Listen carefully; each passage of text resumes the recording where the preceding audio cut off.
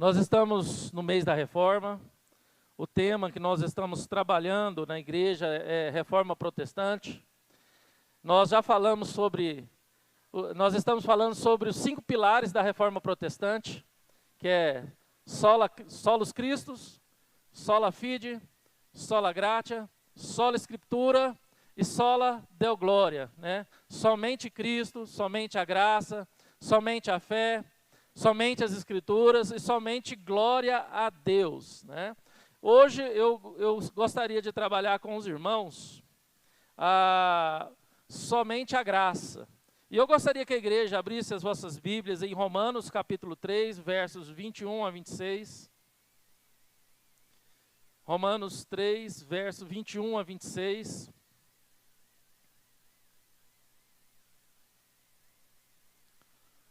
Romanos 3, dos versos 21 a 26.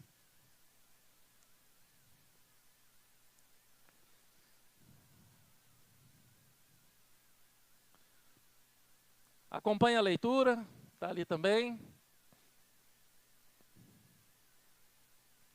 Mas agora, sem lei, se manifestou a justiça de Deus, testemunhada pela lei e pelos profetas. Justiça de Deus mediante a fé em Jesus Cristo, para todos e sobre todos os que creem, porque não há distinção, pois todos pecaram e carecem da glória de Deus, sendo justificados gratuitamente por sua graça, mediante redenção que há em Cristo Jesus, a quem Deus propôs no seu sangue como propiciação mediante a fé, para manifestar a sua justiça, por ter Deus, na sua tolerância, deixado impunes os pecados anteriormente cometidos, tendo em vista a manifestação da sua justiça no tempo presente, para ele mesmo ser justo e justificador daqueles que têm fé em Jesus Cristo. Amém? Vamos orar, irmãos?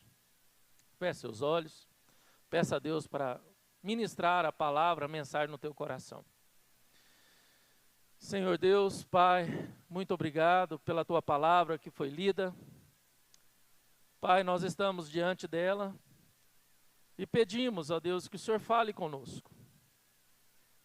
Fale conosco, ó Deus, para que nós possamos entender e essa palavra gerar frutos em nosso coração. Manifesta, ó Deus, pelo teu Espírito Santo, a tua mensagem em nós essa noite. Te peço, ó Pai, te peço, ó Deus, em nome do Senhor Jesus Cristo. Amém. Irmãos, essa semana eu compartilhei uma imagem no Instagram. Eu acredito também que eu devo ter compartilhado no WhatsApp. A imagem era de uma maçã mordida, uma maçã preta, negra, e da mordida dessa maçã saiu uma fumaça. E do outro lado, uma cruz. E a imagem de um homem deixando a maçã e indo em direção à cruz. E a frase que tinha nessa imagem era a seguinte mensagem: a santificação é um processo onde afastamos da nossa natureza adâmica, da nossa natureza caída, dessa natureza humana que nós sempre usamos como desculpa para os nossos erros, né? Pecar é humano, eu sou humano, toda vez que a gente erra e a gente arrepende, e a gente vai pedir perdão ou desculpa, não, eu errei, eu sou humano, e assim a gente vê. Então, santificação é o abandono dessa natureza humana, pecadora, adâmica, para, de fato, nos parecer mais com Cristo. Nos parecer mais com Cristo. À medida que nós vamos deixando essa natureza adâmica, essa natureza humana, falha e pecadora, e caminhando num processo de santificação, nós vamos parecendo mais com Cristo. Esse é um processo, irmãos, na vida de todo cristão. Esse é um processo na caminhada cristã, onde todos nós estamos sendo trabalhados e lapidados por Deus, para que nós venhamos, na medida da caminhada, se amoldar, parecer mais com Jesus. Eu creio que aqui, eu já falei isso várias vezes, a gente discute isso nas consagrações da SAF, né, que o Camilo de hoje, o pastor Camilo de hoje, é uma pessoa um pouco melhor do que o pastor Camilo de 20 anos atrás, e a Cássia sabe disso. Né? Eu hoje sou melhor do que de 10 anos atrás, e assim sucessivamente com sua vida. Né? O Dazinho de hoje é o Dazinho melhor do que 2 anos, 3, 4, 5, 10 anos atrás, Faidman, e cada um de nós.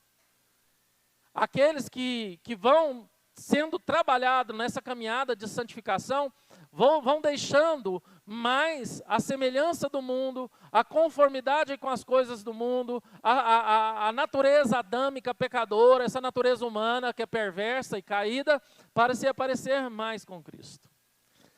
Interessante que estudando esse sermão, eu me deparei com um filme, e eu demorei a achar esse filme, porque esse filme chama Árvore da Vida. É de um autor, ele é autor e diretor do filme, e na vida toda desse cara, ele só fez 3 filmes. E os 3 filmes ganharam prêmios. E esse filme, Árvore da Vida, ganhou a Palma de Ouro, lá no exterior. Esse filme, ele retrata uma família, onde o pai representa a natureza e a mãe representa a graça. Olha para você ver, quando meu primeiro módulo, quando eu fui fazer mestrado, a gente aprendeu no módulo de cosmovisão, fazer teorreferências com canções, com filmes, porque tudo que é revelado, seja na arte ou em qualquer coisa, revela a sede do ser humano de Deus, que ele tem por Deus. E esse filme, ele demonstra claramente a sede do autor desse filme por Deus. Eu fui olhar a crítica desse filme e vi uma entrevista do cara que editou esse filme. O cara que editou esse filme foi o mesmo cara que editou Tropa de Elite 1 e Tropa de Elite 2. Um jovem que fez a edição do Tropa de Elite, e ele foi chamado por esse cara para editar esse filme. E ele conta que quando ele estava editando o filme, nos complementos finais do filme, o autor do filme, que é o Tennessee não sei o quê, ele chega no cara e fala assim, olha, não quero assim. Está tudo errado, eu não quero fazer isso. Você tinha feito 6 meses de edição no filme. Eu quero o que você não faria. Faça nessa edição desse filme o que você não faria. Ele disse que levantou, foi para o banheiro, chorou 15 minutos e voltou e fez tudo diferente, a edição do filme. E é um filme que choca. E esse filme ele mostra desde da evolução, a evolução do mundo, dos dinossauros, e a formação do homem no ventre materno, e mostra claramente a nossa natureza perversa, a nossa natureza humana, que quer conquistar, que quer se impor, e mostra a graça, que quer de fato aceitar a gente, amar a gente, apesar daquilo que a gente faz. E é isso que Deus faz. Esse filme é um filme revelador. Ou você vai odiar esse filme ou você vai aceitar. Mas eu estou aqui para pregar um filme? Não, de forma alguma. É apenas um exemplo, irmãos, que eu estou citando para vocês, de algo que eu vou manifestar aqui. Porque nesse mundo há 2 caminhos. Há o caminho da natureza e há o caminho da graça. Há o caminho da sua natureza humana, corrompida, pervertida, totalmente corrompida, e há o caminho da graça. E quando a gente fala dos pilares da reforma protestante, os 5 solas dos pilares da reforma protestante, somente a graça é um dos que mais impactou a vida de Lutero, o precursor da reforma protestante, porque foi esse texto que o libertou das algemas dele mesmo, das algemas da religiosidade. Como eu falei no último sermão, o Martinho Lutero, ele acreditava que ele conquistaria o favor de Deus através do seu sacrifício. Ele conquistaria o favor de Deus através do seu flagelo, da sua dor. E ele se indignava com tudo isso. E um dia, lendo a carta de Paulo aos Romanos, ele se deparou e foi totalmente liberto, porque ele sabia que o favor de Deus não era conquistado pelo seu próprio esforço, que o favor de Deus não era conquistado pelo seu próprio mérito, mas que o favor de Deus era um presente de Deus para os seus filhos. Mesmo que nós não venhamos merecer esse favor, Deus te fez alvo Deus te fez alvo do favor dele. Deus te deu um presente que você não merecia, e esse presente é a salvação. Você pode ter, você tem esperança. E Paulo deixa bem claro isso aqui para os irmãos em Roma, quando no capítulo 1, dos versos 18 a 25, ele fala da perdição de homens que não conheciam Deus, que estão totalmente entregues à sua perversão. No capítulo 1, do verso 26 a 32, ele fala dos bárbaros que estão totalmente entregues à sua violência. Do capítulo 2, do verso 17 até o 3, 8, Paulo fala do homem religioso. Daquele homem que acha que conquista o favor de Deus através de ritos e outras questões mais. E Paulo fecha o capítulo 3, do verso 9 a 20, declarando que todos nós somos pecadores e que todos nós estamos sujeitos à lei do pecado, à depravação total, totalmente incapaz de salvação. E diante da lei somos pecadores e totalmente perdidos, irmãos. É um dilema que a gente sabe que está na filosofia, é um dilema que a gente sabe que está no coração do homem. Porque se você assistir séries e filmes, desenhos, uma das coisas a indagação que você vai mais ver, seja de forma velada, nas entrelinhas, ou de forma explícita, porque um Deus bom permitiu o mal. E se Deus é poderoso, por que Ele não exterminou o mal? Esse é o dilema do coração do homem. Esse é o grande dilema. E a gente sabe que o mal entrou no mundo por escolha nossa. O mal foi uma escolha do homem, e não uma criação de Deus. Deus falou para o homem no Éden, falou: olha Adão, olha Eva. Aqui tem diante de vocês uma escolha. E eu fiz vocês livres para escolher entre o bem e o mal. Deus nos fez com livre arbítrio, irmãos. Deus poderia ter feito homens, seres humanos totalmente condicionados. Totalmente condicionados. Mas Deus nos fez seres livres. E o homem usando a liberdade que tinha, o ser humano usando a liberdade que tinha, na pessoa de Adão e Eva, escolheu o que era mal. Mesmo Deus falando que não, olha, não, não. E o mal que eles escolheram corrompeu não somente a eles, mas corrompeu toda a criação, tudo que Deus criou, toda a humanidade foi corrompida pelo mal.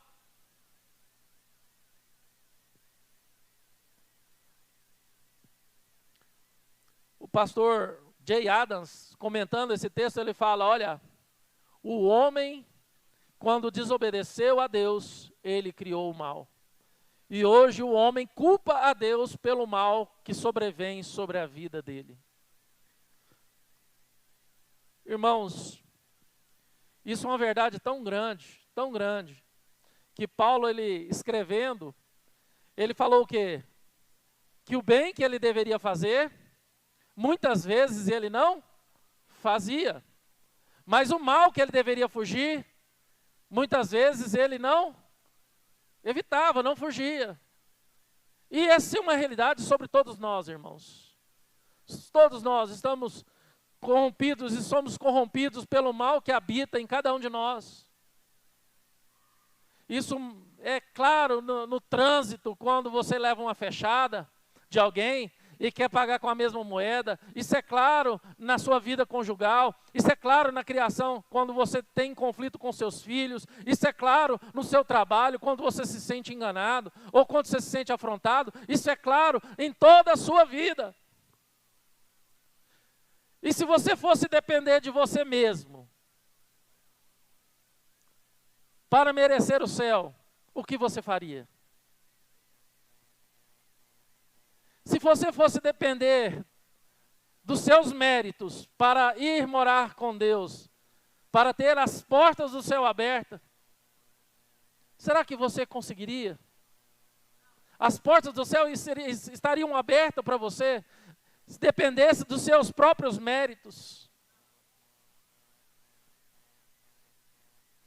Nessa porção de texto que nós lemos, de texto bíblico aqui, do capítulo 3, dos versos 21 até o verso 26, Paulo, ele nos dá aqui, irmãos, ensinamentos preciosos que podem mudar a disposição do nosso coração em relação ao ser de Deus, a forma que nós enxergamos Deus.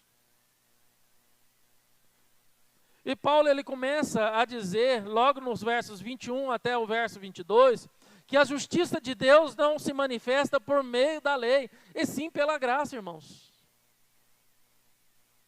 A justiça de Deus não se manifesta por meio da lei. Por quê, irmãos? Alguém dá conta de viver aqui, segundo a lei, certinho? Alguém dá conta de viver? Se eu falar assim, ó, não, vamos deixar só os 10 mandamentos aqui, porque a gente sabe que existe 3 tipos de lei no Antigo Testamento. A lei moral, a lei cerimonial e a lei civil. A lei civil é se um cara fosse pego roubando, cortava a mão dele, né? Se a mulher for pego em adultério, levava para a praça e apedrejava. Se alguém matasse com espada, também teria que ser morto com espada. Essa era a lei civil daquela época. A lei cerimonial era aquela lei da expiação, né, que o sacerdote deveria vestir aquela roupa, se deveria ter aquela tenda, o tabernáculo, o sumo sacerdote, né, entraria no Santo dos Santos, você teria que nas festas, todas as festas judaicas, você teria que ir, você teria que participar de tudo, você teria que pegar o melhor da sua casa, as suas primícias e ofertar a Deus, e queimar como oferta a Deus. Você deveria criar uma ovelhinha junto com você dentro da sua casa, como se fosse um gatinho, como se fosse um cachorrinho. Você pegasse essa ovelhinha, imagina você com uma ovelhinha, igual você cuida do seu cachorrinho, aí você leva no pet shop, ela sai bonitinha, com gravatinha, ou com um negocinho, ovelhinha com um lacinho na cabeça, e você chega lá e entrega para o sacerdote, ele coloca em cima do altar de bronze e pega o cutelo e pá! No pescoço da ovelhinha que você acabou de sair do pet shop. Aí sai cabeça para um lado, corpo para o outro e a gravatinha fica no meio, né? Ou as fitas caem junto com a cabeça. Era isso que acontecia no Antigo Testamento, irmãos. Era essa ovelha perfeita que era cuidada com amor, como se fosse um filho, né? Hoje não tem, geralmente, quem cuida de cachorro como se fosse filho, né? Meu filhinho, minha filhinha, né? Eu não tenho, né, filho, mas eu tenho meu cachorrinho. E era esse tipo de sentimento, né, de um animal, de uma ovelha que era separada para você cuidar como se fosse alguém da família que você deveria levar para sacrificar. Para que você talvez sentisse mais ou menos o que Deus sentiu quando entregou o seu próprio filho. Porque Jesus foi o Cordeiro de Deus que tirou o pecado do mundo. Eu sei que muita gente aqui não sabe nem o que eu estou dizendo porque não gosta de animal, né? E trata animal, né, de qualquer jeito, né? Mas aqueles que cuidam bem dos seus animais, né, sabem de fato a dor de ver um bichinho sofrendo, a dor de ver o bichinho se agonizando, né? Eu sou da época que eu tratava cachorro era com resto de comida, né, era na corrente e tal, né? E a gente sabe que hoje é diferente, né? Hoje a gente sabe quantas pessoas sofrem por seu animal que está doente, e é capaz, né? Olha, isso aconteceu comigo, eu fui capaz de vender um Fusca para cuidar de um cachorro que adoeceu. Que eu não tinha dinheiro, só tinha um Fusca, né? Aí eu fui levando na clinicão, quando eu vi a conta já estava no valor do Fusca. Eu falei, agora tem que vender o Fusca. Aí eu fiquei sem Fusca, você lembra, né? Do Fusquinha Berge, né? Então, irmãos, a gente é assim. Né? Imagina, então, você pegar a sua ovelhinha, o seu animalzinho e você entregar, porque eu sei que o filho aqui ninguém entrega. Né? Ninguém entregaria. Ninguém entregaria a si mesmo, por ninguém. E a Bíblia diz que Deus entregou o seu próprio filho, mas foi para quem? Pelos seus inimigos. Porque quando nós estamos sobre a lei, sobre o jugo da lei, quando nós escolhemos o mal, nós nos tornamos inimigos de Deus, irmãos. Nós nos tornamos inimigos de Deus. E pela lei, irmão, ninguém consegue. Você pode fazer jejum de arroz cristal, de Coca-Cola, né? Eu vou comer agora só brejeiro. Eu vou comer, sei lá, para de comer arroz, né? Você vai parar de tomar Coca-Cola. Você vai para fazer qualquer coisa, mas você não vai conseguir. Porque a própria palavra de Deus diz que é melhor obedecer do que sacrificar. Porque o que a Bíblia nos convida a fazer é olhar para a sua justiça, é olhar para a sua graça, irmãos. É olhar para a graça de Deus. E aqui no verso 22, fala que somente em Jesus Cristo podemos encontrar comunhão e salvação com Deus. Qual que é o caminho da graça? Qual que é o caminho da graça? É Jesus, irmãos. O caminho da graça é Jesus. É no mérito de quem que nós vamos ir para o céu? É no mérito de Jesus. É por isso que o sacrifício de Jesus foi substitutivo na cruz. É por isso que ele me cobriu com sangue, porque quando Deus olha para mim com a ira da sua justiça, ele vê a sua justiça toda satisfeita em quem? Em seu próprio Filho. É por isso que Jesus sofreu da forma que ele sofreu. É por isso que Jesus foi humilhado da forma que ele foi humilhado. É por isso que Jesus suou suor de sangue, chorou lágrima de sangue. É por isso que Jesus orou e falou: Pai, se for possível, passa de mim esse cálice sem que eu beba, mas acima de tudo, faça a tua vontade. Foi por isso que quando Jesus estava para entregar o seu espírito a Deus, ele gritou: Tetelestai, está consumado. O que era para mim cumprir, eu cumpri, já foi pago, toda a dívida já foi paga. Então, irmãos, a salvação, os céus, a porta dos céus está aberta pelo que Jesus fez por você. A gente tem uma brincadeirazinha quando a gente faz a profissão de fé com os catecúmenos. Aí a gente dá aula de catecúmenos, aí a gente senta eles numa roda e pergunta assim: olha, se você morresse aqui agora. Ai, credo, pastor, misericórdia. Se você morresse aqui agora e chegasse no céu, e quando você entrasse no portão do céu, um anjo falasse para você assim: por que eu devo deixar você entrar no céu? O que você falaria para o anjo? O que você falaria para o anjo? Não, porque eu fiz tudo certo. Eu amei as pessoas. Eu fui para a igreja, assisti culto. Fiz vigília. Que bênção, né? Fiz vigília. Participei de todas as quartas-feiras de oração. Nossa, dizimei. Fui fiel no dízimo, nas ofertas. Ajudei a missionária Faidma.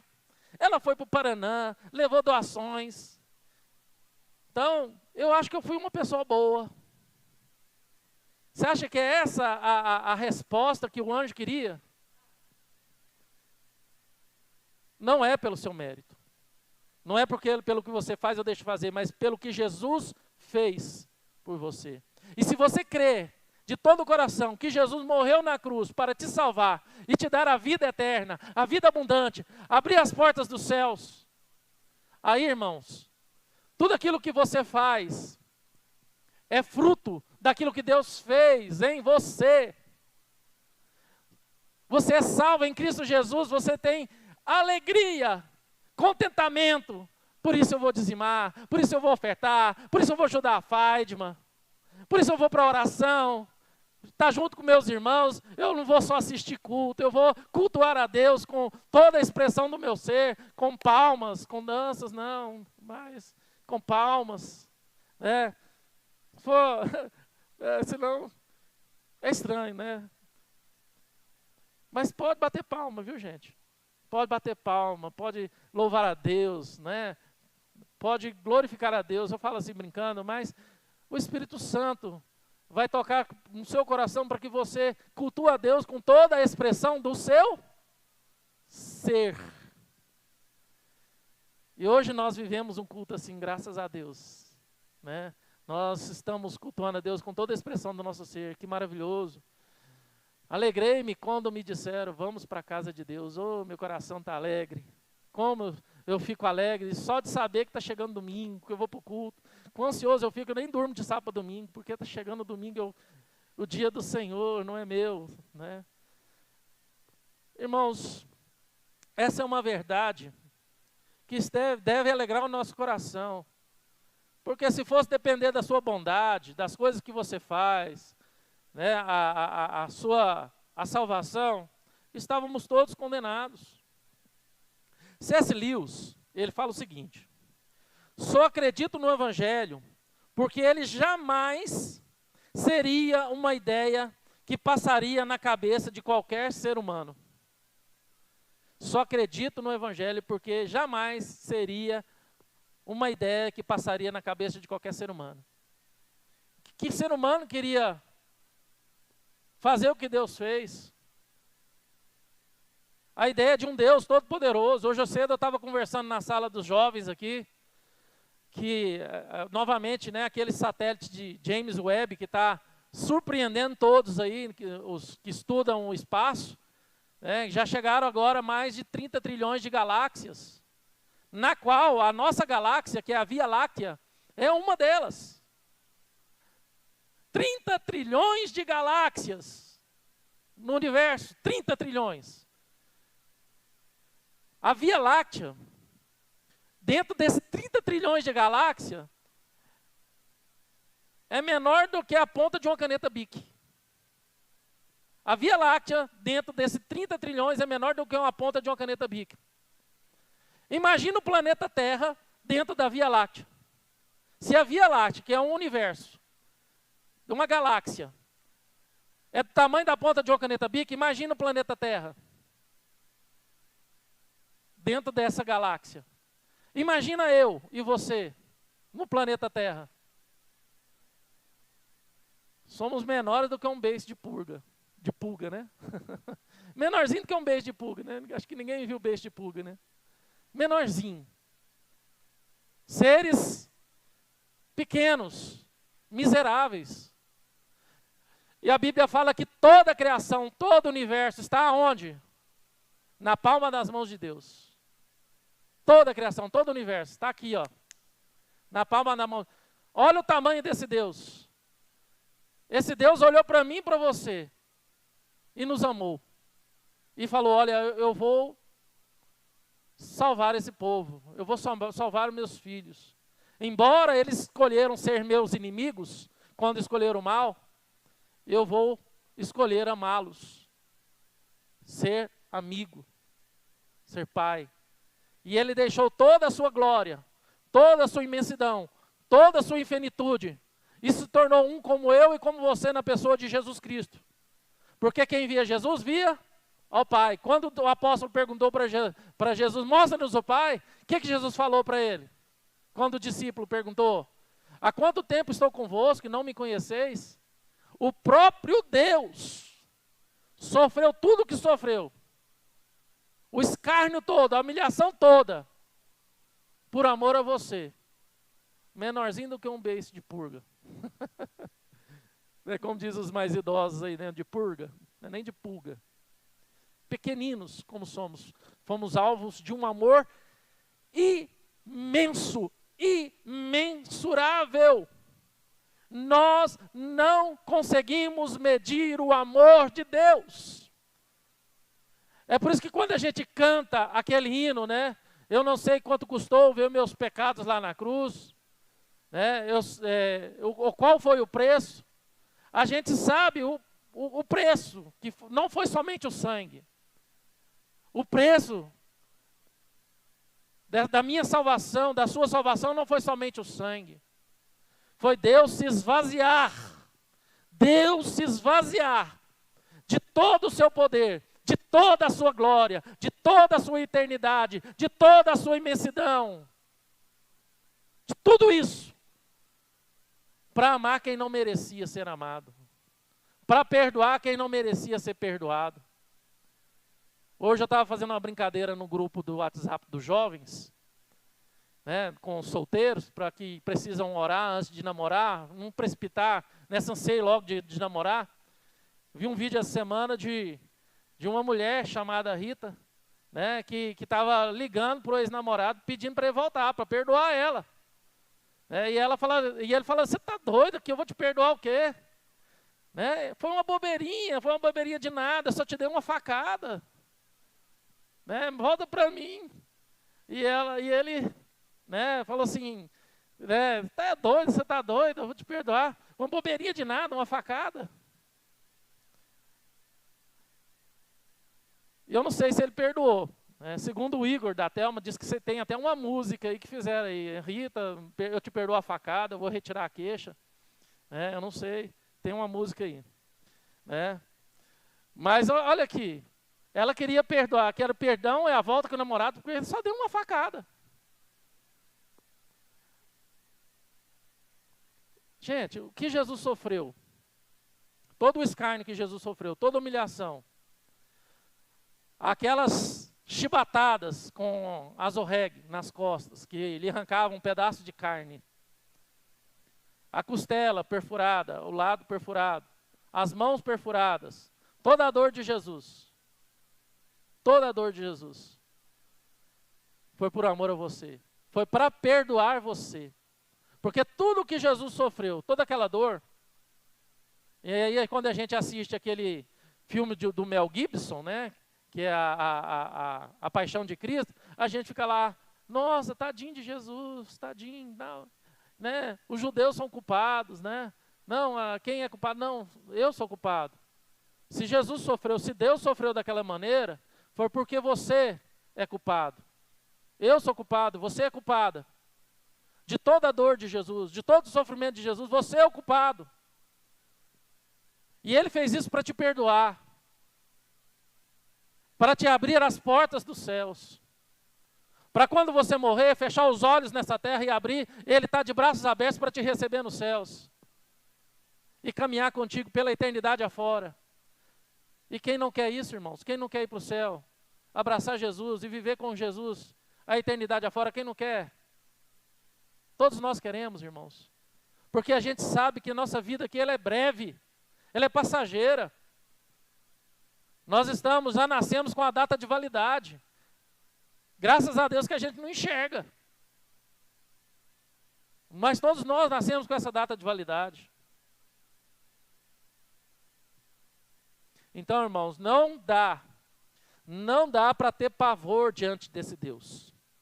E sim, nos desarmar e entender e estender a mão para receber a dádiva desse Deus. A graça mostra, irmãos, que tudo o que recebemos de Deus é por amor e nada em nós mesmos justifica tamanha dádiva. Porque nós nos decepcionamos a nós mesmos. Porque só Deus sabe quem é você. Só Deus sabe quem é você quando você está sozinho. Só Deus sabe os pensamentos que passam na sua cabeça. E que te causam vergonha. Só Deus sabe o que está no seu coração de vez em quando. A segunda lição que Paulo nos mostra, que encontra dos versos 23 a 24. Pois todos pecaram e carecem da glória de Deus, sendo justificados gratuitamente por sua graça, mediante a redenção que há em Cristo Jesus. Pois todos pecaram e carecem da glória de Deus. Nossos pecados, irmãos, preste atenção. Nossos pecados apontam para a nossa carência. Os nossos pecados apontam para a carência que nós temos de uma graça, que é a graça de Deus. Quando você erra, quando você faz alguma coisa que você sabe que está errado, qual o primeiro sentimento que vem na sua vida, no seu coração? Tem gente que fica remoendo de culpa, né? A culpa. A culpa corrói o seu coração. E aí depois disso você descobre o quê? O arrependimento. O arrependimento te leva o quê? A confessar o seu pecado a Deus. E o confessar o pecado a Deus te leva ao quê? Ao perdão. O perdão te leva ao quê? A cura. A cura do quê? A cura do sentimento de culpa que estava te afligindo. E essa culpa, que não era para ser sua, é que Jesus carregou na cruz. Totalmente. Esse sentimentozinho que você tem de culpa quando você faz alguma coisa errada, ela foi jogar, não somente o sentimento, mas toda a sua, a palavra certa, irmãos, que eu quero achar aqui para não errar. Em toda a sua potencialidade foi jogada em Cristo Jesus. Se essa culpazinha que você sente já te faz sofrer, imagina essa culpa em toda a sua potencialidade, de toda a humanidade, do passado, presente e futuro, sobre Cristo na cruz. Era insuportável. Insuportável, irmãos. A nossa natureza adâmica tem sede da redenção de Deus, irmãos. E por meio das obras não conseguimos essa remissão dos nossos pecados. Sabemos que a humanidade foi cortada diante de Deus. E os bárbaros não estavam nem aí para isso. Os romanos não estavam nem aí para isso. Os moralistas não estavam nem aí para isso. Os religiosos não estavam nem aí para isso.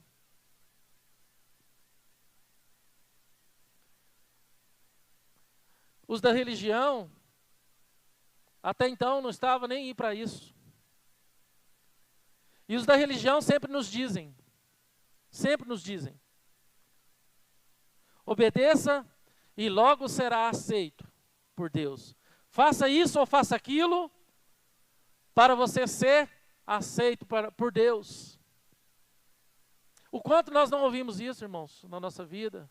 Faz isso, faz aquilo outro, e Deus aceitará.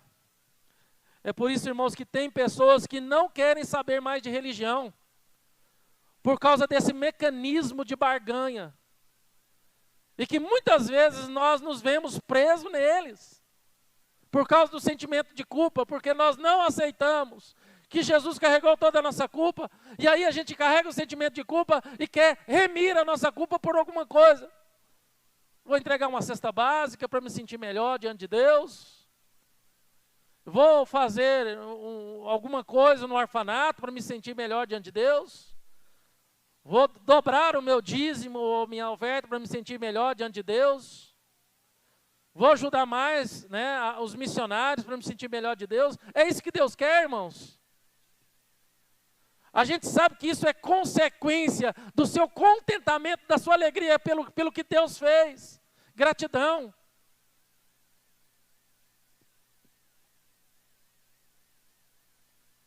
É por isso que muitos têm seguido o caminho da natureza humana caída, irmãos. Onde se diz, você pode, você consegue, você é o cara. Você é o centro do coração de Deus.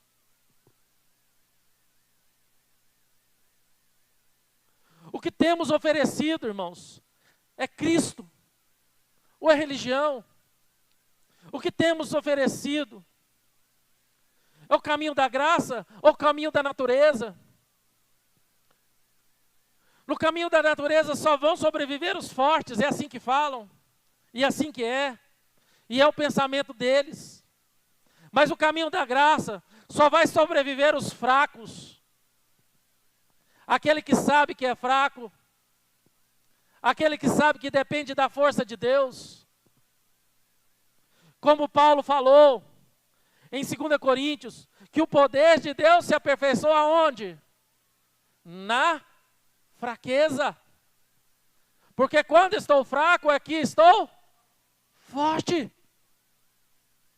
Porque aí dependemos de quê? Das nossas próprias forças? Não, porque não temos. Dependemos do quê? De Deus. E Deus quer que você dependa dEle, em toda e qualquer circunstância da sua vida. Não ache que você tem força suficiente para você depender de você mesmo. Não acha que você tem astúcia suficiente para você depender de você mesmo. Não acha que você tenha inteligência suficiente para depender de você mesmo. Não acha que você é esperto suficiente para que você possa depender de você mesmo. Não acha que você tem poder suficiente para que você possa depender de você mesmo. Não acha que você tenha amizade suficiente para que você possa depender de você mesmo. Nada que você tenha ou que você conquista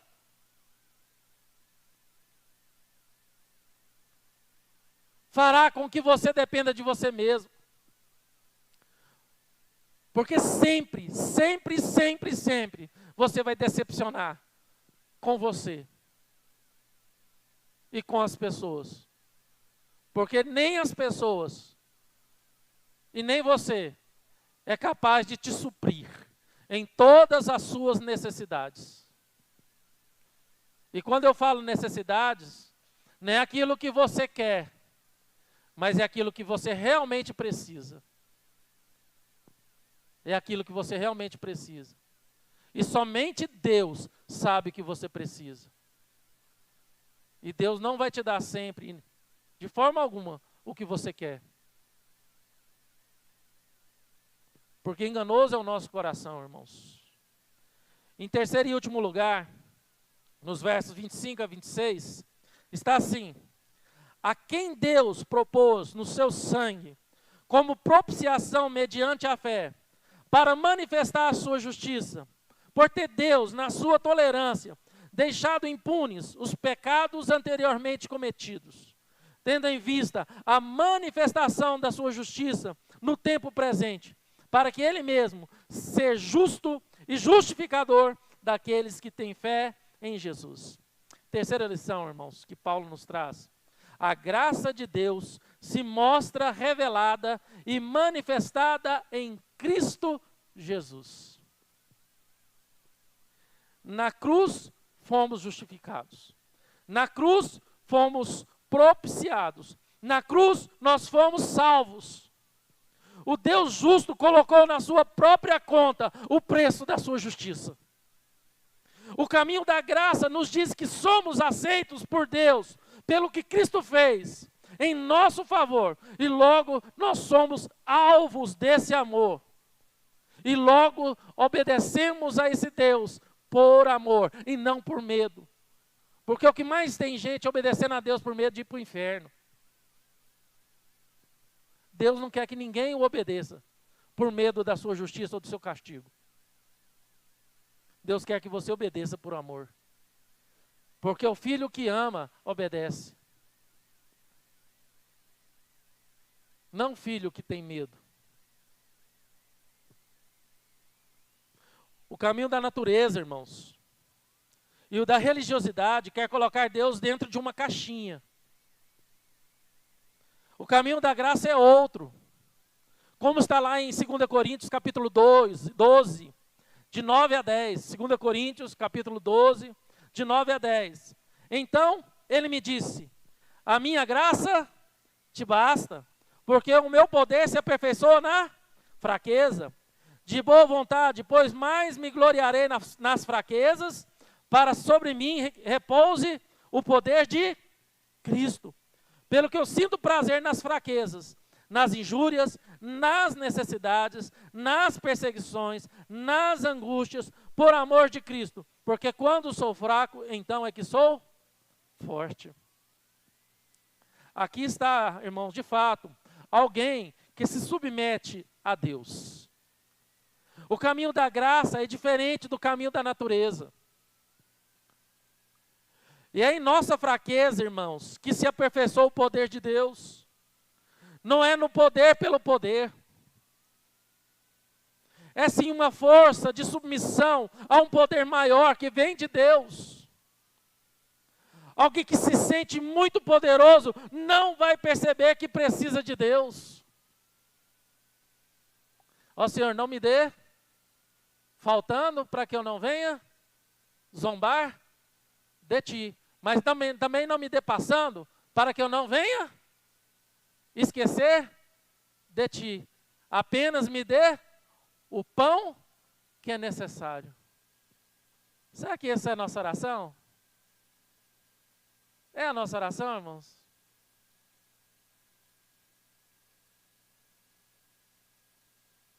Porque alguém que se sente muito poderoso não vai perceber a sua ausência no lar.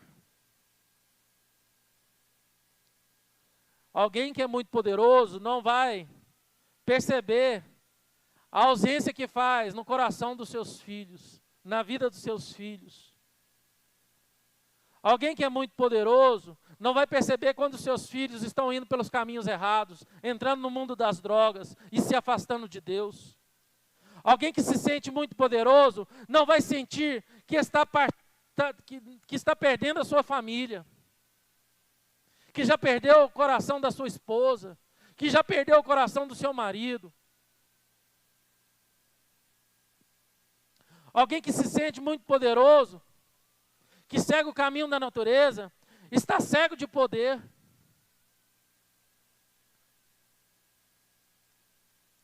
E a gente sabe que todo o poder de Deus se manifestou na cruz. Todo o poder de Deus se manifestou na cruz. E do que a gente precisa então, irmãos? De que nós precisamos? É da cruz, é de Cristo. É disso que nós precisamos, irmãos.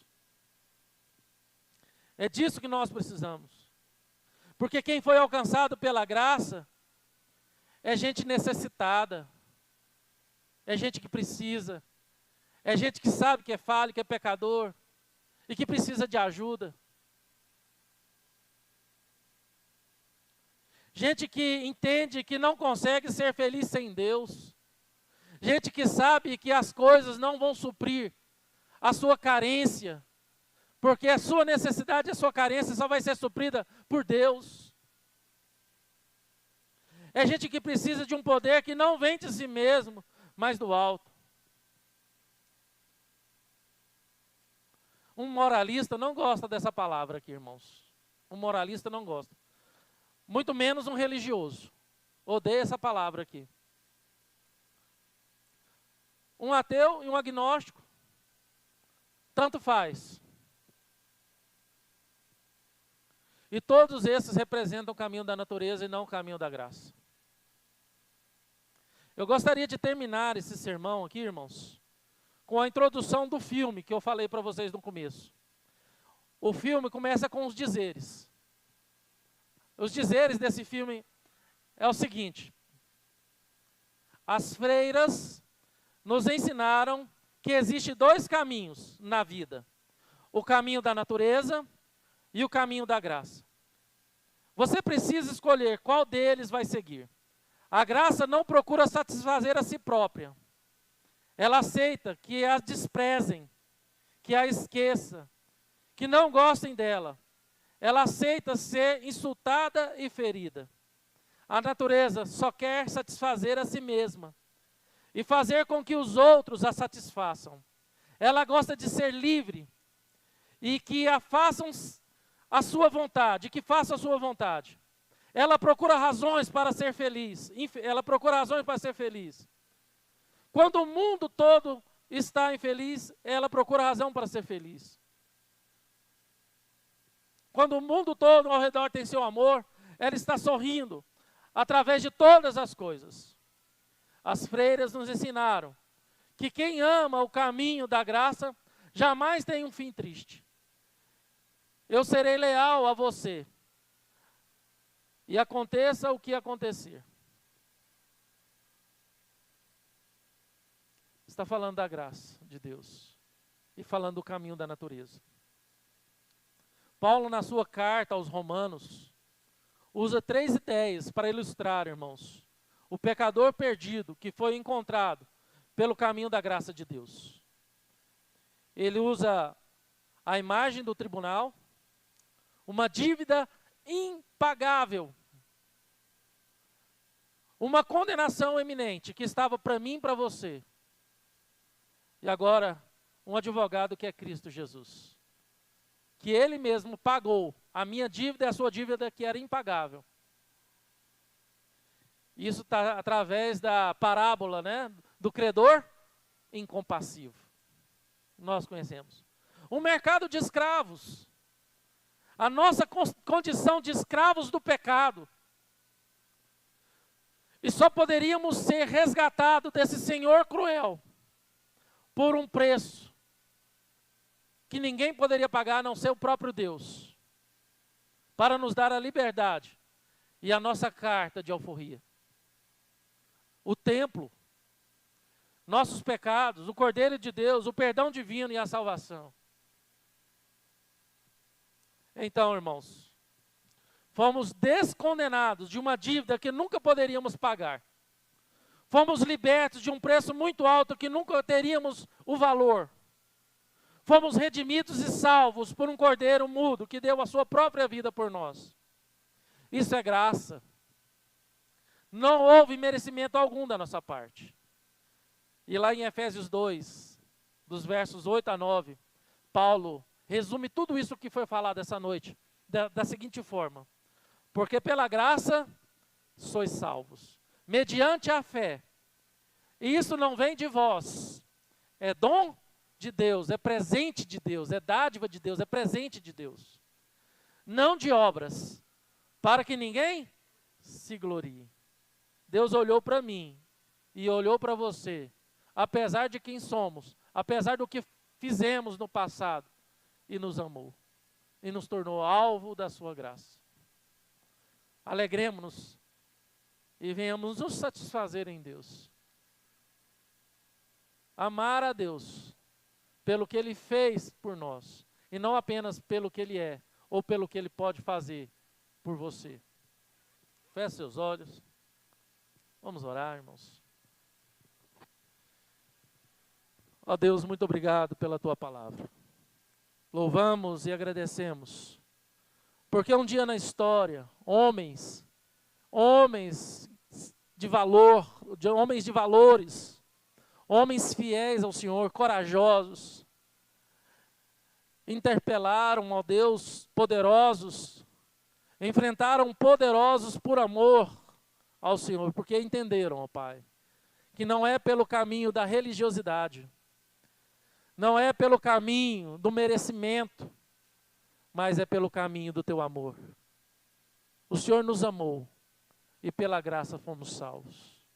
Pelo que Jesus fez na cruz, conquistou para nós o céu, a eternidade.